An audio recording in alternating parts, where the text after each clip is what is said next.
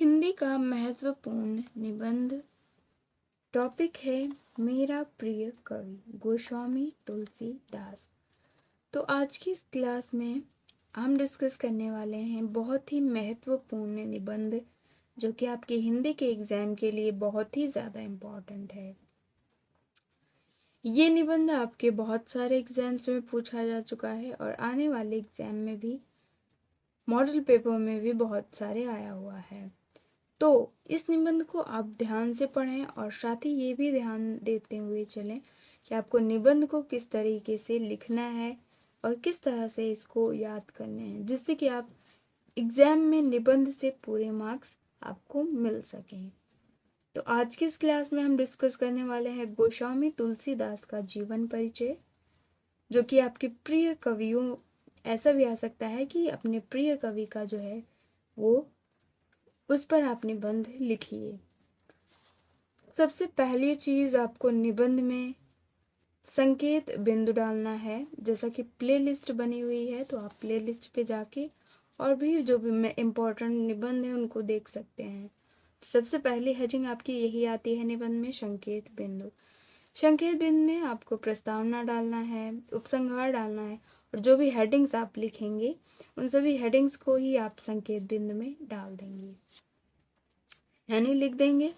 उसके बाद आपको प्रस्तावना लिखना है। प्रस्तावना में आपको इंट्रो देना होता है बेसिकली। तो इंट्रोडक्शन में आप यही लिखेंगे, जो भी आपका टॉपिक है उसी के बारे में बताना है। हेडिंग इस तरह से डालिए आप प्रस्तावना। उसके बाद लिखेंगे, संसार में अनेक कवि हुए हैं जिनकी अपनी अनेक विशेषताएं हैं। मेरा प्रिय साहित्यकार महाकवि तुलसीदास है। यद्यपि तुलसीदास जी के काव्य में भक्ति भावना की प्रधानता है, परंतु इनका काव्य कई सौ वर्षों के बाद भी भारतीय जनमानस में रचा हुआ है और मार्गदर्शन कर रहा है। इसलिए तुलसीदास मेरे प्रिय कवि हैं। तो आप इस तरह से इंट्रोडक्शन देंगे, आपका जो भी कवि होगा। जैसा कि तुलसीदास की सबसे प्रमुख रचना क्या थी? रामायण।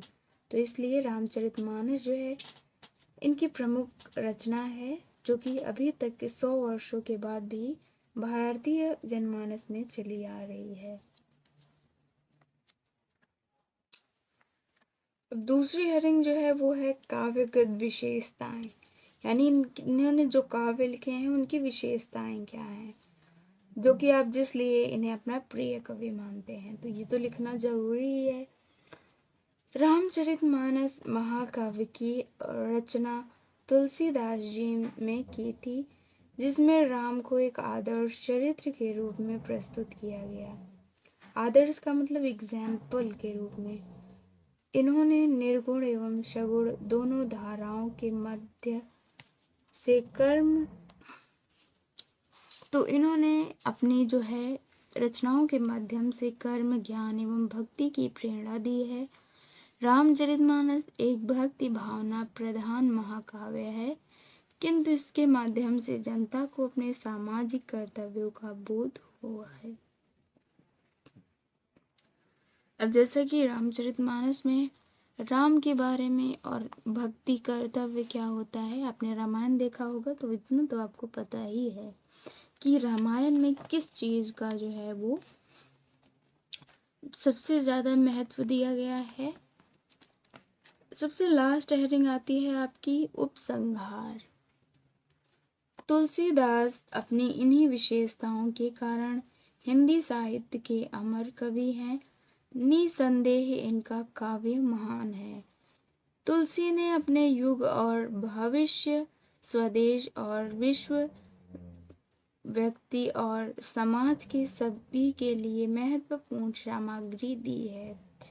अगर आप इस तरह से एक कोटेशन लिखते हैं तो आपके निबंध और भी ज़्यादा देखने में अट्रैक्टिव लगेगा, जिससे कि आपको पूरे मार्क्स मिल सकते हैं।